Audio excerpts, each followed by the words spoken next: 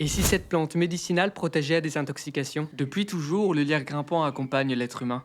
Remèdes, symboles, rituels. Mais avant de vous parler de ses usages, laissez-moi vous montrer quelque chose que peu de gens connaissent. Observez bien la différence entre le jeune lierre qui pousse à l'ombre avec ses feuilles à 3 à 5 lobes si reconnaissables et le stade adulte lorsqu'il grimpe vers la lumière. À ce moment-là, il change complètement. Il développe des rameaux fertiles et des feuilles de forme ovale avec une petite pointe qu'on appelle acumène. Et c'est pourtant la même espèce. On oublie aussi sa longévité vraiment exceptionnelle puisqu'il peut vivre jusqu'à 400 ans, ce qui signifie que le lierre présent dans votre jardin vous survivra certainement. Autrefois, le lierre décorait l'intérieur des maisons pour le solstice d'hiver, tout comme le hou. On croyait que ses feuilles, trempées dans du vin, atténuaient l'ivresse tout en renforçant la boisson. Les Grecs anciens allaient plus loin encore et faisaient macérer le lierre dans leur vin pour se protéger des empoisonnements. Ils pensaient que la toxicité du lierre, administrée préventivement, renforçait et protégeait l'organisme contre des poisons plus violents, tout en bénéficiant de la protection de Dionysos, dieu du vin, et souvent représenté avec une couronne de lierre. Bon, ça ne fonctionnait pas vraiment, mais attention, le lierre reste une plante toxique et comme toujours, c'est la dose qui fait le poison.